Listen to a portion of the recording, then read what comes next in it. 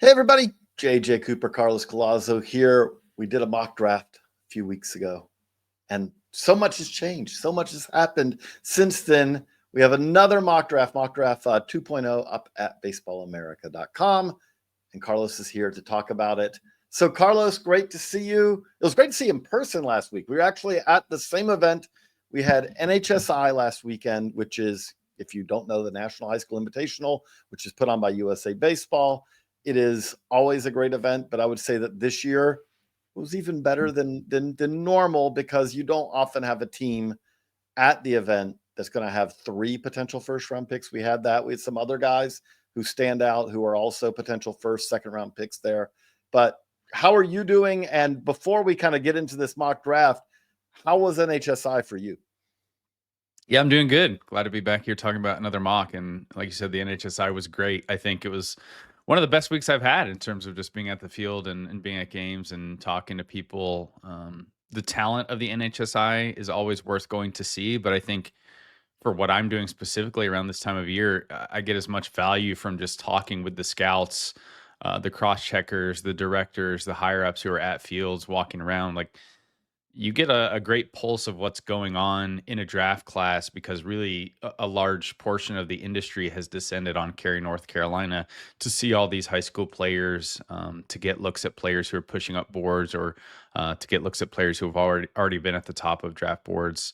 There was also a lot of stuff kind of around the area outside of the event that people were in for, some college series that were heavily scouted, some other high school players who were not in the event but close by. So it's always a great event. It was good to see you, see some of the other BA guys in person. And it really We rolled fueled, deep. I would say, a lot of this. Yeah, we had 4 people at the Corona game when Seth Hernandez was on the mound. But yeah, I would say this mock draft was fueled in large part from the conversations that came from NHSI. So it has been just a little bit over a month since we did our last of these for a podcast, for the website and a podcast and a video. March 12th, I believe it posted on YouTube. We've got you can click on this if you're on the right, some YouTube, you can't do it on your TV, but you can if you're watching this on your computer. We'll have a link for that. But the key first question is, so what has changed since then? How is the draft, the entirety of the draft, the players moving up and down? What is has anything kind of become more clarified since then? Or has it become even maybe a little bit cloudier? Well, I'd say the one thing that we had to mention that has absolutely changed is the draft order itself. We have the Red Sox picking 33 after their trade with the Brewers. You can trade supplemental round picks. So the fact that we had a mock draft prior that doesn't even have an accurate order is just one of those funny little wrinkles of baseball's draft. But yeah, I think in large strokes, nothing significant has changed. And I think the industry probably, like, there are a lot of moving parts, I would say, throughout the middle of the first round and back of the first round. A lot of new names, a lot of guys pushing up. But at the very top, it's still a lot of uncertainty for the teams picking at the top. I think teams have been a little disappointed with the college hitters of this year's class. No one has really taken the step forward that Travis Bazzana did a year ago, taken the step forward that Charlie Condon did a year ago. Most of my conversations with scouts and teams picking in the top of this class is really them kind of lamenting the fact that there aren't any locked in, no doubt college profiles that you feel really good about from a hitting standpoint. And I think the profile that is mostly filling that vacuum now and really moving up boards at this point is a really strong high school shortstop demographic from this year's class. If we had this same college hitter group in last year's class when it was a really down high school group, I think teams would be really sour on the draft class itself. But the talent of the high school shortstops in particular this year has been really strong. There are a number of players in this mock draft who have moved themselves up board significantly by coming out with increased strength, with better offensive profiles. Billy Carlson's name was all the rage throughout the NHSI. He's the Corona shortstop on that team that we're talking about all spring that's just loaded and has a chance for 3 first rounders. And so that's kind of how I feel about the draft at this point. Everyone picking in the teams is kind of really wondering and uncertain who's even going to get to them. I'd say we're still far enough out from the draft itself that this mock was mostly trying to slot players in the right regions of the board where teams expect them to go. I think we have a reasonable feel of like who's going to go off first. But even with the first 5, 6 players, if you feel good about them being the first 6, the order itself is going to vary wildly. That's where this is different. Again, What I'm talking about here is a very rare, but like we have the draft that you and I always love to talk about, the Adley Rutschman, Bobby Witt Jr. draft, where at this point in that year, those guys were going at the top of the draft.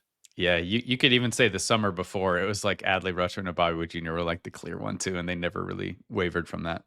And then you could throw in the CJ Abrams and all that were around it, Riley Green. Again, it was a really good draft, but those guys were like, okay, they're in that mix. But what I would say this year is there's less clarity. Like those were slam dunks.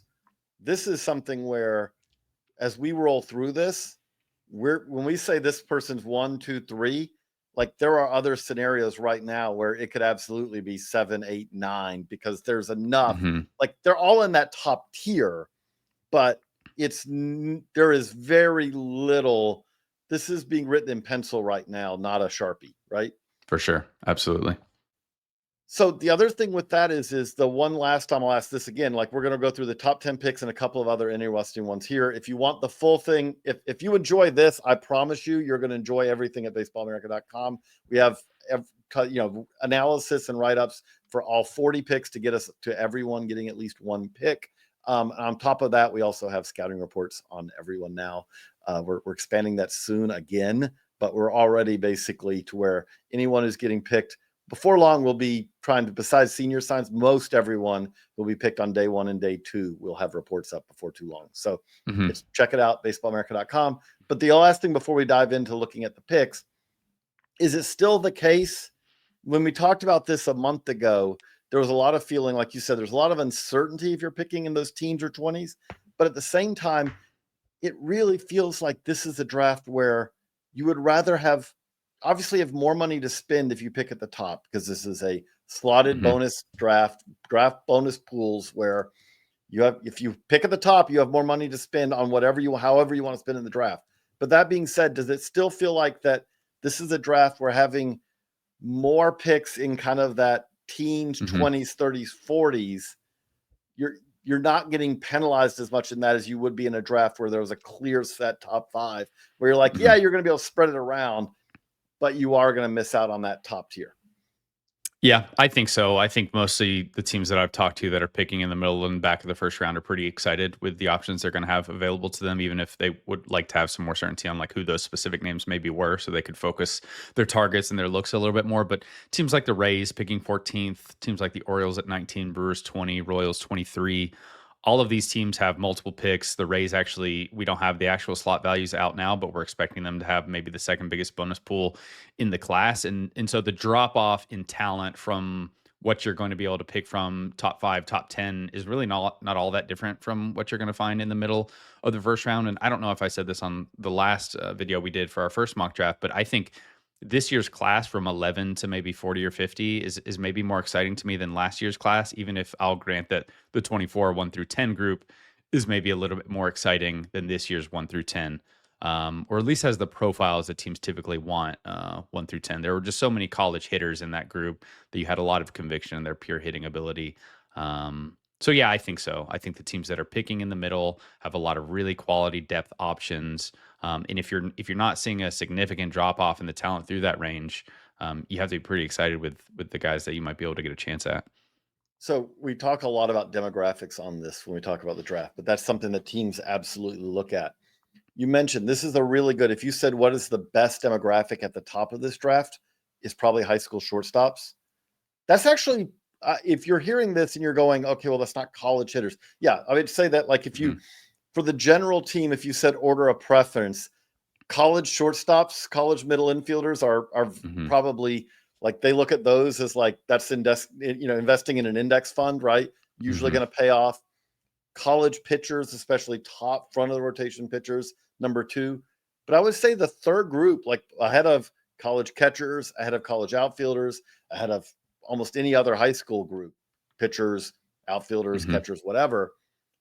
High school shortstops is a group that teams are very comfortable. The success rate on those over the years at the top of the draft is high enough that teams, there's really not a team out there, I would say. Like, there are teams who we would say, when we talk about a Seth Hernandez, we're going to talk about, there are teams who are really leery of taking a high school right-hander high, not just 1-1, but high in a draft. there's really no one who's leery of taking high school shortstops, is there? I don't think so. I mean, there's so many opportunities for players in that demographic to not live up to their expectations in one area of their game and still provide value. There's just a safety of the profile. I think in general, the high school shortstop class probably gives you the best upside year to year if you're just picking out demographics. Typically, your best athletes in the class at large are at that demographic. And then for the elite high school shortstops, the guys we're talking about in the first round, generally you feel good about their defensive profile, and you also feel really good about their hitting and power upside as well. So they really just kind of check all the boxes typically. And this is one of the better high school shortstop groups we've had in a few years, I would say. Maybe not the same sort of top end talent as you got with a Bobby Witt Jr. and a CJ Abrams, but about a quarter of our top 30 picks in this mock draft are high school shortstops. And it's becoming more and more. I'm becoming more and more confident that a lot of these guys are definitely going in the first round. Some of the guys who are in that like 15 to 30 range, teams are going to look around and just be really enamored with the overall profiles of guys like a JoJo Parker, a Daniel Pierce, or a Steele Hall. So, okay, well, let's dive in. So we have at the top of this year's draft, we have the Nationals picking 1-1, a team that has picked 1-1 before and has done a really good job picking 1-1 in the past. They obviously got Bryce Harper. They got Stephen Strasburg. Going to be a little tougher. Going to be a little bit more of a decision to make this year than it was when Stephen Strasburg was the. If Stephen Strasburg hadn't gone 1-1 that year, if Bryce Harper hadn't gone 1-1, even a class with Manny Machado, it would have been a shock. This year, it's much more wide open. So who do you have the Nationals taking in this month, Carlos? Yeah, 1-1, I've got Seth Hernandez to the Nationals. I mean, you saw him at the NHSI. About the entire industry saw him at the NHSI. He really kind of passed a big test for himself this year. And I think we might have the factors and the draft to finally see a high school right-hander go 1-1. Certainly Seth is as much in the mix as anyone that we'll talk about that's in the mix for this pick now, but you really need kind of a muddled top of the group in a draft class and an outlier high school right-handed pitching talent to kind of get a draft where you'll actually have a chance to have that history. And I think just having conversations with scouting directors and checkers who have seen some of the elite high school right-handed pitchers in the past, like he compares pretty favorably to guys like Hunter Green and guys like Jackson Jobe. And both Jackson Jobe and Hunter Green, we've talked about this a lot recently, JJ, they were top 5 picks in classes that did not have clear 1-1 obvious selections. And with the benefit of hindsight, those high school right-handed pitchers look like they'd be really good candidates to go 1-1. And so if we wind up having a similar class and down the stretch, no one really puts their stamp on 1-1, it might just be a situation where you take the guy who has the best pure upside in the class and Seth Hernandez. And I think teams have done a really good job with high school right-handed pitchers in recent years. Maybe it's because we have a lot more data. We've got a lot more information about how these pitches are going to profile. Teams can do seemingly a lot more overnight with pitching development. But I think Seth checks all the boxes that you'd want for a pitcher in this range. And at this point, I think he's maybe done the most to kind of make a push for 1-1, if that makes sense. The other thing that stands out to me is if you compare him to the college pitchers, right? Normally with a high school pitcher compared to college pitchers, you're looking at a lot more projection. You're looking at a lot more the uncertainty bars get much bigger because you're like, this guy's a teenager still, probably going to have to develop the stuff more. How does he hold up, in a workload, a professional workload, all those things. But when I look at the college arms in this class, and you just said, not future projection of these pitches, but just grade out these pitches as they stand right now, he's better than any of the college arms, really, isn't he? I think so. I mean, what was most impressive to me with Seth was his ability to hold velocity over an extended outing. I think a lot of times with high school pitchers, we see them in abbreviated outings and the velocity fades off, but he was 94, 98 for 7 innings during his outing at the NHSI. He touched 99 miles per hour in his final frame. We didn't have a single pitch, I believe, below 93. He threw one pitch, 93 miles per hour. Now, he's at the stage now where his fastball shape is getting a little nitpicked, and you might have some questions about how that's going to play. That's perfectly fine. But I think you can comfortably put plus on the fastball right now, and people are going to put grades higher than that, I'm sure. His changeup is a 70 grade offering, and we saw every bit of a 70 changeup in that outing. He generated 10 whiffs with the pitch. The movement, the arm speed, His ability to land and manipulate that pitch is really it's the best changeup since Dylan Lesko. People might prefer Dylan Lesko's changeup. That's perfectly fine, but it's a double plus offering. I think maybe the one area of Seth's game that you could critique or maybe need to project the most is the breaking ball. He's got two breaking balls, a curveball and a slider. He throws them both with really high spin rates. They're just more inconsistent to me than his fastball and changeup right now. But with like how teams feel about their pitching development, their ability to add or improve breaking balls for pitchers, he has all the ingredients to have a really good breaking ball as well, and he flashed that in spurts in his latest outing. So yeah, I don't really think you need to project too much with Seth. And the biggest question for me with Seth 1-1 versus the college arms is really ETA and timeline. We typically see like the high school pitchers just take a little bit longer to pan out. Guys like Mackenzie Gore, Hunter Green, they were drafted in 2017. And only now are we really seeing them kind of actualize their upside in the major leagues. So if you have the stomach to wait that long, Seth could or should be the pick if you really want a fast tracked player, which I don't know if you're picking 1-1, that wouldn't be the way I would want to go, but it certainly is going to be a factor for higher ups for all these teams picking at the top of the draft. I will say with that, as we get to pick 2, if you said a team that probably isn't looking to wait, isn't looking to say, well, let's see what this guy can do for us in 2029, 2030, 2031. The Angels are picking 2, and generally with the Angels in the 2020s, their draftees, even if they take a high school pitcher, Caden Dana, we talk about Caden Dana in NHSI faced Dylan Lesko in that game where Dylan Lesko was outstanding and then unfortunately blew out right after it. But in the case of that, Caden Dana's already been a big leaguer, which there aren't other high school pitchers from that class who have big leagues by their name already. But with the Angels picking 2, I would say that it is unlikely. Let's say Seth Fernandez doesn't go 1. The Angels don't seem like a team that normally would be as much of a fit for Seth Fernandez at 2, right? Because this is a team that likes to move their guys pretty quick.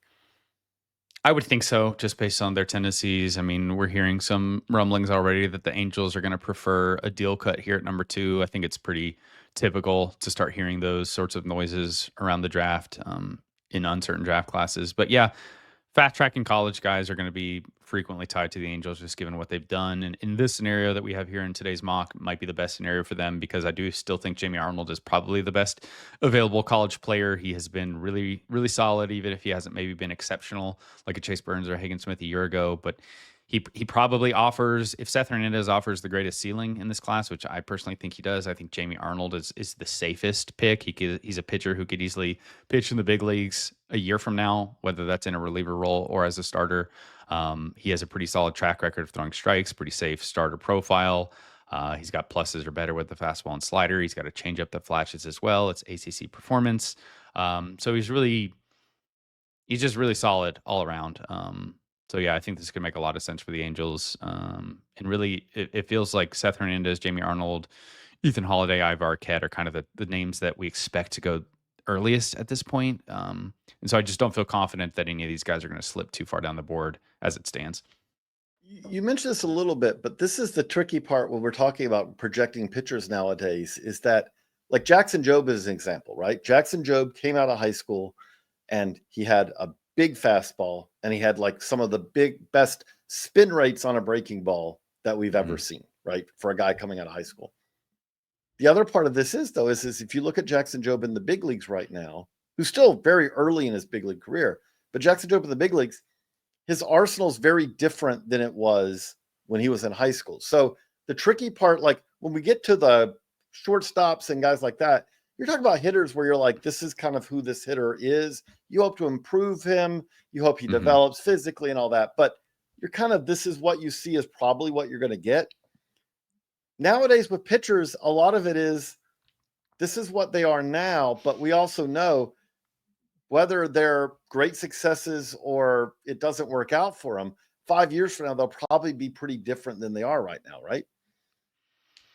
Yeah, it does seem like pitchers can kind of seemingly change their arsenals overnight, and what really worked well for them against amateur hitters maybe doesn't work quite as well in pro ball. Typically, we see this with a lot of pitchers at the amateur level who have these big kind of depthy curveballs that don't have the same amount of power as you typically see from big league breaking balls. That's mostly the arsenal change we see. Like guys like Jack Leiter, who used his curveball a ton as an amateur. I don't think he's used it quite as much in pro ball. So I don't know if Arnold's arsenal are really expected to change all that much. Like his fastball has great shape and power and location right now. His slider, I imagine, is going to be a pitch that is continuing to be useful for him. How much he continues to use the changeup moving forward will maybe be interesting. If he develops another breaking ball shape moving forward, that would certainly be unsurprising. But in terms of like guys who are ready to go right now, Arnold would be at the very top of the list, and that really fits what the Angels have done recently. We're going to get to number 3 and the Mariners picking right after this quick break. So, Carlos, Mariners are picking 3. And I would say in this scenario, again, no one drafts for need. We're going to make clear on that. But that said, this is set up pretty well for them in this mock draft scenario where it's like, okay, the best college arm, the best high school arm are off the board. Mm-hmm. The Mariners are a team, I think, that can feel pretty comfortable about their ability to develop pitchers, get pitchers later on in the draft, and then improve them. They've done that time and time again. Mm-hmm. But here you are sitting where, okay, the entire buffet of hitters is still available. So who do you have them getting at 3? Yeah, at 3, I have Ethan Holiday to the Mariners. I think he's the best high school hitter in the class at this point still. We've gotten pretty solid feedback on him early this spring. He's hitting a lot of home runs with his Stillwater High team in Oklahoma. I don't think that was surprising to really anybody, but he just has a really long track record of hitting at a high level. He's got a great approach at the plate. He has just impact power. It's a pretty easy 70 power projection if he doesn't already get to like 70 raw power right now. Just a massive frame. It's a big league body. He obviously has the bloodlines, the track record with guys like Jackson Holiday, what Matt Holliday did. I would be intrigued to see what the Mariners would do if Seth Hernandez was available to them at 3. They'd had some people scouting him pretty heavily at his start at NHSI. But I also wonder if they would go with a high school pitcher this high. Like clearly with Ryan Sloan, they took him, they paid him a lot of money, but it was their second pick. So it's a little bit different than a top 3 pick. So this might work out really well for the Mariners to add to a really strong system that includes a lot of hitting, actually. So Ethan Holiday, yeah, most people expect him to be gone inside the top 5 in some order, depending on how it goes. But yeah, there's no one I would say that's really pushed Ethan Holiday on the high school hitting front to really challenge him to say, okay, I'm definitely the top guy. That seems to still be Ethan. I think a lot of teams feel a lot of safety with Ethan Holiday's profile, just given the physicality, given the tool set, given his track record. So yeah, he's kind of sitting here based on talent for the Mariners. So then, as we roll on, the Rockies pick 4, and we've talked about that. This is the class that has a number of intriguing college infielders, but it's a group that feels a little hard still to sort out. But you do have the Rockies kind of going with the first college hitter to go off the board. Yeah, if you had a sliding scale of safety versus upside, I think Iva Arquette at Oregon State would be further towards the upside part of that scale.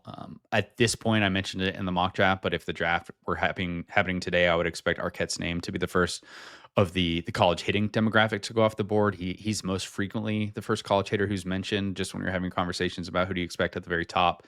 I think teams are pretty enamored with his upside potential, with his athleticism, his ability to stick at shortstop as a 6'5", really huge player. I brought this up to some scouts when we were talking about him.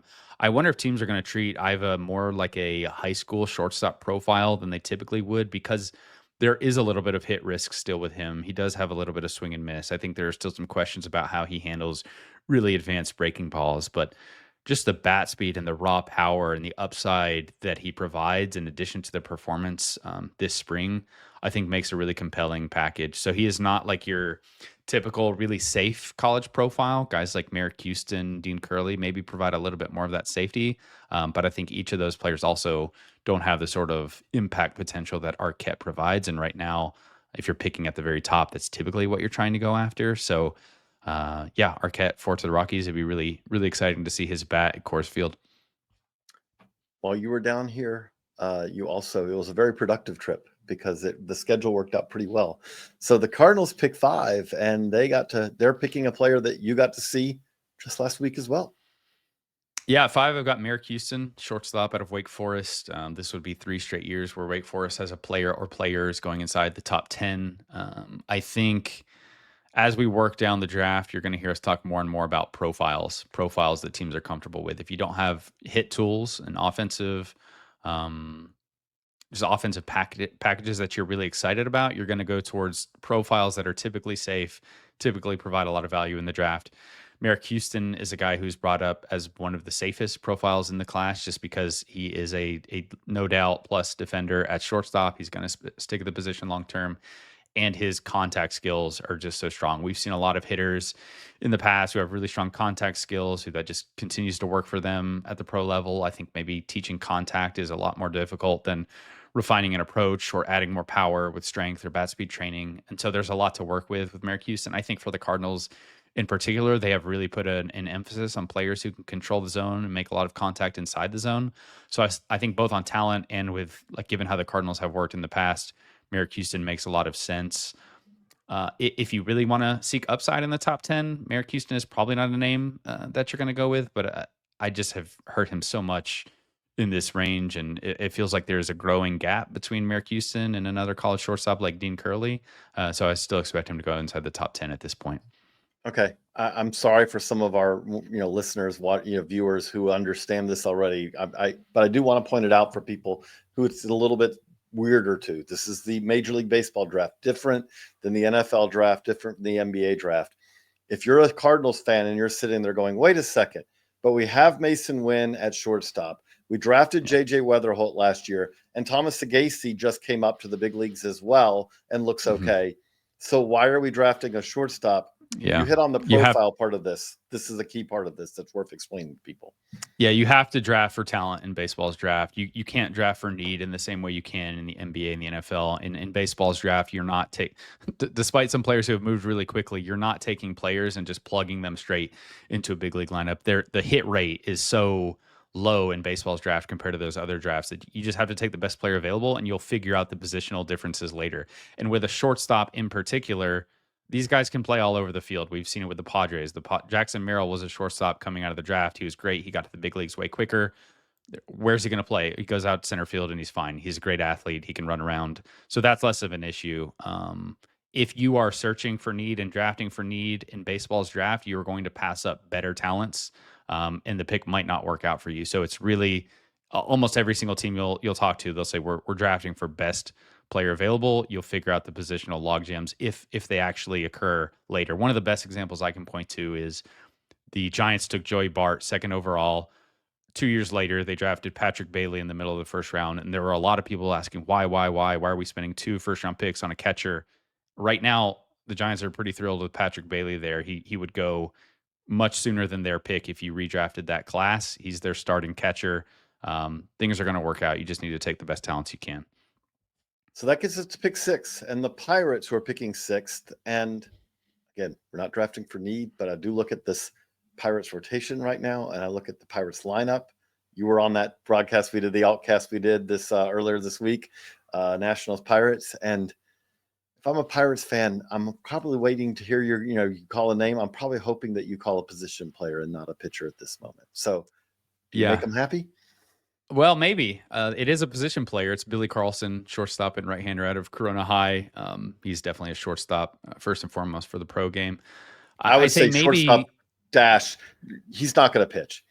Yeah, I would say for Billy, like, if you want a position player, he is that, but he mainly derives his value from being an exceptional defensive shortstop. A lot of pretty unanimously regarded as the best defender in the high school class. You could easily make a case that he's the best overall defender at the position in the class, topping Merrick Houston, who we just talked about. It's huge arm strength. It's buttery smooth, fluid actions defensively. And I think Carlson, we're already getting into the range of really divisive profiles, because there are some real questions about Billy Carlson's offensive ability. I've talked to some scouts who are maybe a bit concerned about the power that he's going to get to in the future. Then I've also talked to a number of other scouts who look at his track record of contact skills and bat to ball skills. It's a really similar conversation to Merrick Houston, actually. He just makes a lot of contact. He always has. It's a lot of bat speed. And so there are scouts who are confident that he's going to get a little bit more physical as he ages. He's going to add some more power. He already backspins the ball pretty well to the opposite field.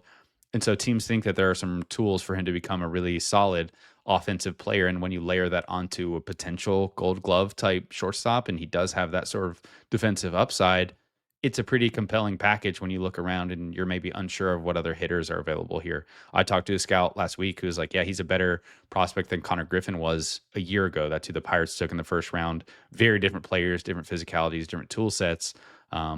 But if you're the Pirates, you're picking a few spots higher. You maybe want a player that's better than Connor Griffin, who you took at 9 a year ago. And for some people, Billy Carlson is that. I think we're talking about like the profiles teams feel safe with. The fact that Billy Carlson is such a no doubt shortstop with those contact skills, he's not going to last very long on the board. So the Marlins pick 7th, and we're back to one of the more fascinating players in this class. Player who came into the year. Don't want to say it was like 1-1, like at a different level than anyone else or anything, but in that 1-1 consideration. So if you're the Marlins, but also we had further down in the previous mock than this. If you're the Marlins and you get Jace Laviolette from Texas A&M, are you kind of excited because didn't think that was going to happen at the start of the year, or how does this kind of shape up now? Yeah, I think you're probably excited. I mean, the Marlins desperately need some more offense infused into their farm system. That they have plenty of opportunity for players to move up to the big league level and get into that lineup quickly. Laviolette, really, like you mentioned, he was number 1 on our board entering the year. He had a really slow start, didn't get a lot of great scout feedback, and then since then, he's kind of quietly been moving along and playing in line with what he's done his first 2 years at Texas A&M, which put him in the one hole for us to start this draft cycle to begin with. He's actually looking at a career low strikeout rate at this point, like just over 20% through 35 games. Career high walk rate. So in terms of performance, it's been pretty similar. I think Jace is very much still in this sort of top tier of players who are all in the mix to go in the top 5 range. If he continues to perform and do well, he could easily play himself back up into the 1-1 conversation. I've talked with scouts who don't think that's out of consideration at all. You just look at his tool set, the power that he provides, the on base ability he provides, the speed and athleticism he has in the outfield, and teams still really like him. So he slipped from where he was entering the year, but he's still very much in play for all of these top teams. And I think as we've worked down past the hitters we've already mentioned, there are not a lot of other hitters who are really challenging to go in front of him as it stands today. He also, when we talk about guys who would probably move pretty quickly, he fits in that group of the probably faster movers of this first round, right? I would think so. You don't have to project on him physically or power wise. Like he's got the sort of physicality that you need at the pro level. I think he has an advanced approach at the plate. Now, if he does come into the pro game and really the strikeout rate balloons, maybe that's a question where you just need some more time against like better pro arms. But yeah, he would be a guy that wouldn't shock me if he moved quickly. But he doesn't have the sort of like hit tool like a Nick Kurtz. Like it's not going to be a sort of hitting profile to that, but he will offer a lot more defensive value than Kurtz will. I kind of would say it's kind of like it's a different profile, but like Jack Caglione faced hit tool questions, but still is in Double-A to start this year. Because again, when you jump from that kind of production at a power conference school like that, you're going to move pretty quickly because you've seen a lot of good arms too. For sure. Blue Jays here at number 8. I find this a fascinating pick because I do feel like that this is one of those. Also, when you talk about players who I do feel like are seem to be steadily improving their stock. Is that the case here? Yeah, with Eli Willits, I mentioned this a few weeks ago on a podcast with Ben Badler, Future Projection, if you guys haven't heard that. But he's kind of a sleeper for me for 1-1, just because I think Eli Willits checks a whole lot of boxes for teams. Even if he maybe doesn't have the best tool at any given specific tool compared to his peers, but he's exceptionally young for the class. The Blue Jays are a team that has really valued that in the past. Arjun Namala is a pick specifically that I'll point to a few years ago. He was young for the class. They took him at 20 in 2023. Eli Willits is a better prospect now than Namala was at the time. Namala is a guy we have like at the back of our top 100 at this point. But Willits is a switch hitter. He's a really good defender at shortstop, projects to stick there pretty easily. He's a plus runner. He makes a lot of contact from both sides. So really across the scouting card, he does things at a high level. He's got a huge matchup this week with Ethan Holiday in Oklahoma. Their teams are going to square off on Friday. That has been a game that's been circled on the calendar for scouts like in January. So I had mentioned like I think he's more likely to go first overall than slide out of the first 10 picks just because again the profile is so compelling. He maybe is a better pure hitter than Billy Carlson. Billy Carlson is a superior defender. But you line him up and for me, I think like what is the question mark you have with Eli Willett's profile? Like he doesn't have plus game power now, but I think he's got a lot more physicality than And some of his other peers, and he considering doesn't his really youth, need to have that now. Yeah, he's 17 years old, so I just think he's going to wind up going really, really well. It would be surprising to me if he was available for the Blue Jays and he slipped past that, just given what the Blue Jays recently have really seemed to prioritize in the draft. He fits on talent in the top 10, and for me, there are just very few holes to speak of with his game. okay, you said he's playing Ethan Holiday's team. They're not playing each other. They're playing, their teams are playing on Friday. But the other thing about it is like, you know, we both have them both listed as shortstops. You're talking, this is much more of a long-term, like Ethan Holiday is a high school shortstop who we expect to be a power hitter who plays a corner, plays third base. Yeah. I probably could have gone into that more for the Ethan Holiday pick, but I think almost everyone is drafting Ethan Holiday wherever he's going to go with the understanding that he's probably not going to be a shortstop in the long term. He's just a lot more physical, doesn't move around like a typical shortstop. So it's like, hope that he can play third. If not, everyone still feels really confident that he's going to profile well in a corner outfield position. That is like just how good his bat is. But for Eli Willits, you're definitely drafting him with the expectation that he is going to play shortstop. He's going to stick there in the long run for sure. So that gets us to pick 9. The Reds are picking 9. And this is another player, when we talked about it with Jace, that this is another player who was higher up on this in the preseason and now is sliding a little bit to kind of the back of the top 10 consideration. Yeah, it's Tyler Bremner, right-handed pitcher out of UC Santa Barbara. He is currently our SP2 top college right-handed pitcher in the class. I would imagine on our next draft rankings update that has a chance to change. Tyler Bremner is much more kind of in the mix in the second tier of college arms, and I think Jamie Arnold is kind of by himself in that first tier of college arms. Whereas like 4 or 5 weeks ago, I would have said it's Tyler Bremner versus Jamie Arnold. Bremner is an odd one because all of the stuff this spring has looked as good as it has in the past. He's sitting with a 95-mile-per-hour fastball that's pretty similar to what he had previously. He's throwing strikes. His changeup has still been a definite plus offering and it gets 70-grade evaluations frequently. But just the performance hasn't been quite as dominant as teams have wanted. He's running a 4.02 ERA against competition that isn't as good as SEC. Like a lot of these other pitchers we're talking about are SEC or ACC arms, and they have better results in better conferences. I still think he's one of the better strike throwers in the class, but there are some critiques of how the fastball plays. He's getting some like fastball shape or deception questions. I think the slider is a pitch that has backed up in terms of performance this spring.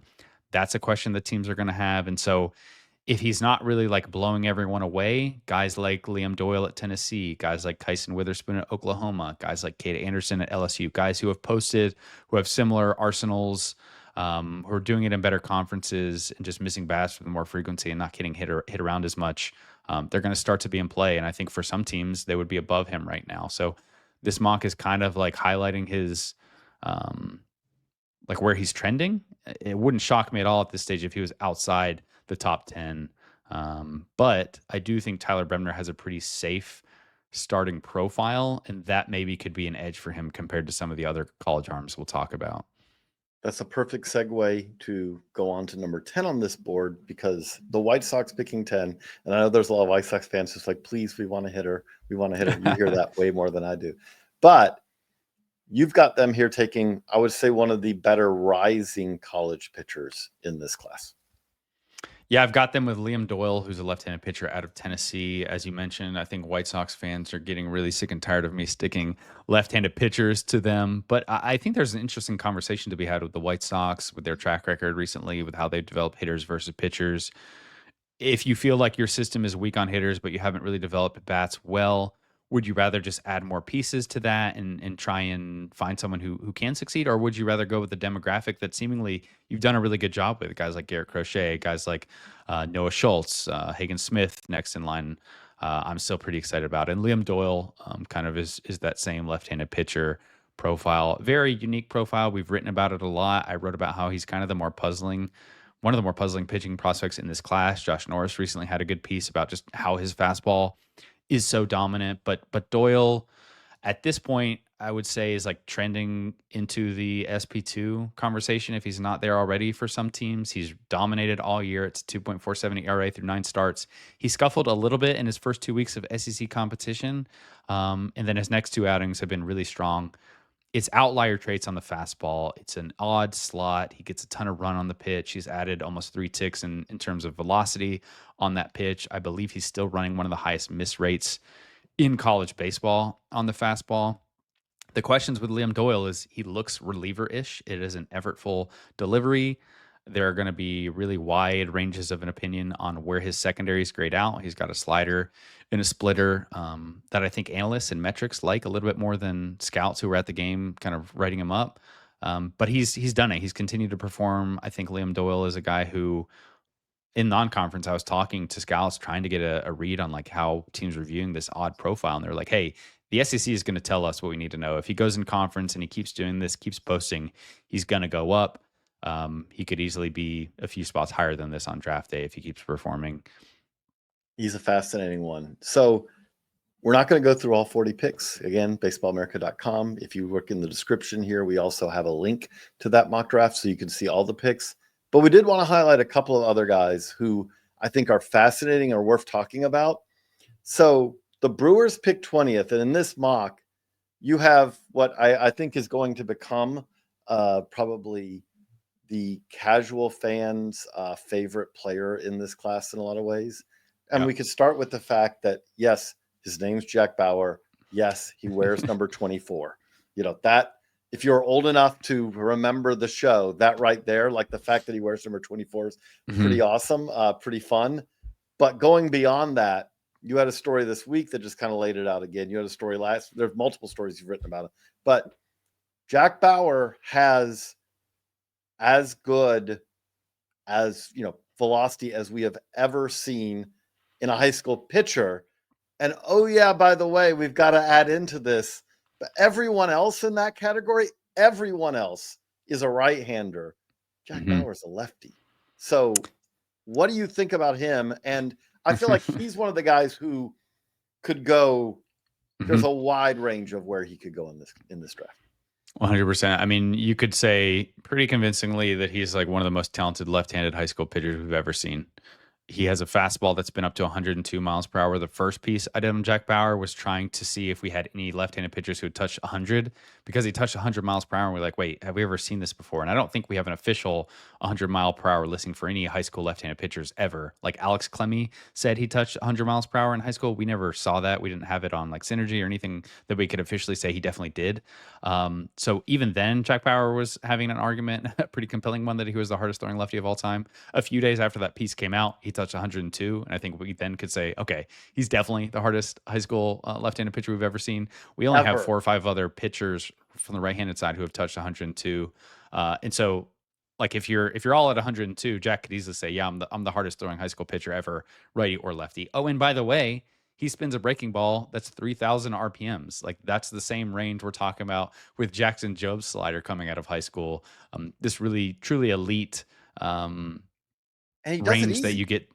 Yeah. That's what I was talking to a scout just the other day. We're talking about Jack Bauer, and he was throwing 95 last summer, and now he's throwing 102, and there's not much more effort that's been added to his delivery. He still has a lot of physical projection left. He's a lanky, lean pitcher that you assume he's going to add more strength. Like, I don't think people are projecting like more velocity to come because that just doesn't really happen. But maybe it's a case where he gets stronger and adds even more ease to the operation.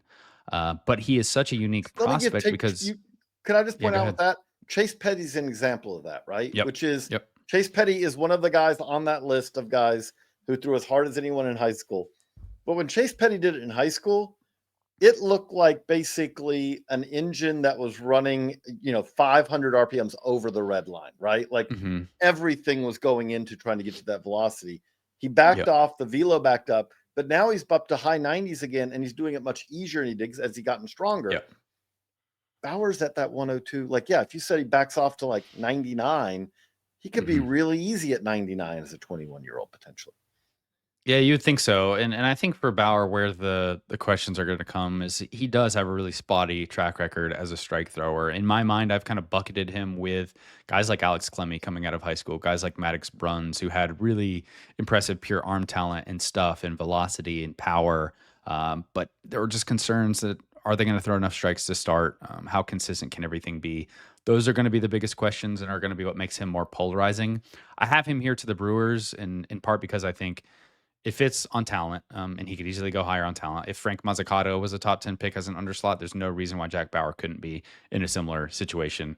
The Brewers are a team that has really prized ability to spin the baseball, and Jack Bauer clearly has that. The Brewers are also a team with multiple picks, like we talked about earlier. It wouldn't surprise me at all if the team that actually took a shot on Jack Bauer was a team that had multiple picks in the top 40, and they just felt like they could kind of balance out the risk a little bit more. If you're picking first, you don't have a second round pick, you don't pick until the third round. I could see that maybe being a little bit too risky for you. But in terms of pure upside, I mean, Jack Bauer has to be up there with the very best in the class. I like how you explain that, which is like if I've got multiple picks, right? If I'm not basing my draft around a guy like Jack Bauer, but he's part of a portfolio, Yep. I know that there's a higher likelihood of, again, he's like lefty who throws 102. There aren't, you just don't have analogs to point to and say, well, the last 5 guys who did this, here's the results. So you've got a little bit more risk there. But if you're saying that as part of a class where you've got these other guys, you're like, okay, we're a little safer here. And then we add this guy who could be really good. It does make a difference than if you said, hey, this is our one pick that this is our one, we're going all in on this guy who's a lefty from Illinois who throws 102 out of high school, who hasn't thrown a ton of strikes over the years. That might be a little tougher to take. And then we want to highlight one other pick, because when we talk about, you said this is a class where teams wish that there were more college hitters, college middle infielders especially, who kind of were rising up boards, because that's something that we see every year, right? They rise up the boards. If you produce in a power conference as a middle infielder, college middle infielder, that's a great way to climb up the boards. But there is an example of one of those who you have here at 39, and I think we both would agree, depending on how the rest of the year shapes out, we could look back on this on draft day and say, yeah, he's not getting to 39. Yep, that's Alex Lodis. He is a shortstop out of Florida State. I think you could say that he's maybe been the most impressive offensive performer in college baseball to this point. I mean, he's hitting well over 400. I look at his line right now through 36 games. It's 434, 485, 796. He's got 13 homers, 12 doubles, and he's a shortstop, like you said. Anytime that you are a power conference shortstop performer, you're going to go well. Alex Lodis checks those boxes, and he also has tools and physicality and upside that you typically don't get from those like non-elite prospects at that position. Like, there are a lot of steady performers who you maybe think can stick there, but Lodis has real power. Peter Flaherty had a really good piece that went live on the site today that I would encourage everyone to read that really breaks him down. But he's got power. He's always had power. He can hit to all fields with authority, mostly to the pull side. He's got kind of this like workman-like athleticism at shortstop. I think he has a real chance to stick at the position. He's got a great arm. He's made a few really impressive highlight plays. And so, yeah, I think he's going to continue moving up. I asked about him with some scouts over the past few weeks. I'm like, hey, is he pushing towards this like Vahiva Eloy, Dean Curley shortstop grouping on the college side? And they were like, yeah, like he definitely is. He could easily be in the first round. 39, as you mentioned, could seem light in a few weeks if he continues performing, even if he just like maintains this performance. At this point, I would be stunned if he made it past the first 2 rounds. I don't think where we have him on the board currently is reflective of that, but he will be in that range on our next update.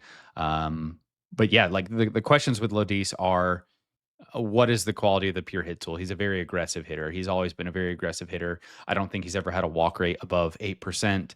He expands the zone frequently. He really loves to swing the bat.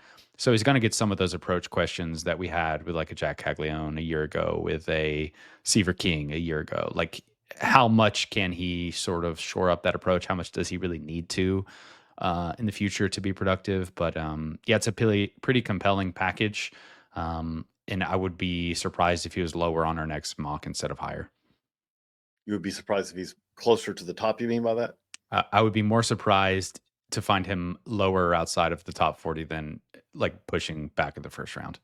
The other thing from a simple how the scouting world works mechanics standpoint that really helps him, as you mentioned, we had Jamie Arnold at the top of this draft class. Now, I don't want to make it sound like he wouldn't have gotten seen otherwise, but if you even talk about early in the season, right, where it may not have been something where the GMs and the special assistants all would have been making a special trip to see him, but he was on that field when they were going to see Jamie Arnold, and then keeps producing. It never hurts. I'll put it that way. Like if you're doing that, as opposed to you have got to make a special trip just to see this one guy. We call it the halo effect, and it's where because you're playing with like a really elite prospect, you just get seen more by higher ups, people who have like decision making authority in a room. And to your point, like if he's being seen much more often, just kind of by happenstance by those directors, those GMs, those people in charge in the room, it makes it easier for him to go off the board in a bigger spot, and he's been doing it all year. So to your point, like he would have been scouted regardless. He's a college player at a power program. Like there's lots of data and information on him. He wasn't going to be unseen. But I do think those extra looks from those key figures in the scouting department really help. I think it helps him move up the board a little quicker too, because instead of having to convince someone, hey, you need to go back in to see this guy, they're like, oh, I saw him. He looked really good. And then you are already, instead of it being like a convincing the higher ups have already been convinced, basically. Right. But we've went through 12 of the 40 picks in our new mock draft. We'll have, as Carlos knows, to his lament, because it's Mark Chiarelli and myself who ask him all the time, when's the next mock? We'll have a lot more of these before the draft rolls around, but it is fun. It's fun to just kind of track it. If we had a link in here for the previous one. If you want to see kind of the movement of this, because guys do move. Like we're not just moving guys up and down these mocks because we want to create interest in them and create intrigue. They move. I think I was thinking about this the other night too. I think it might be useful just to have like at the top of where all these players are going, like kind of a range of where we've had them on the mock, to maybe give you a better idea of like what the realistic range of a player is and kind of where they overlap. That might be a good visual or just more information to have.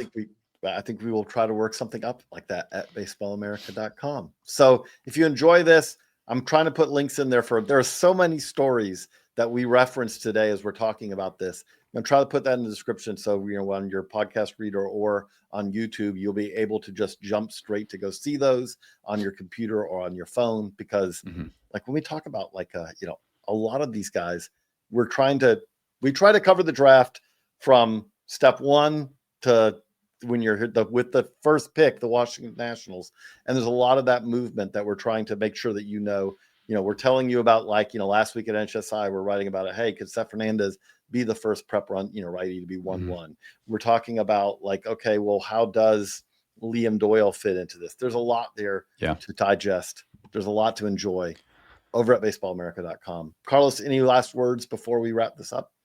Yeah, I'd also say too, we're starting to roll out draft chats for the draft as we get closer. So if you guys have any questions that maybe came up as you're listening, we've got one today as we're recording that maybe you won't be able to get to, but in a few weeks on April 30th, we're going to have an updated draft rankings. Peter Flaherty is going to do a draft chat. So if you guys have questions, want to ask about certain players, definitely throw those at us. And you can always throw us questions on social media or in other BA draft chats.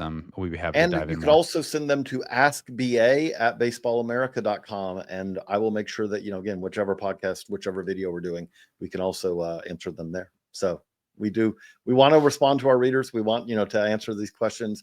A lot of times, we try hard, but it's hard not to get into the weeds of this because we're living it every day. And so sometimes we have to pull back a little bit. We really try to do that, right? We try to say, like, so let me explain why the Cardinals would take a shortstop 2 years in a row, things like that.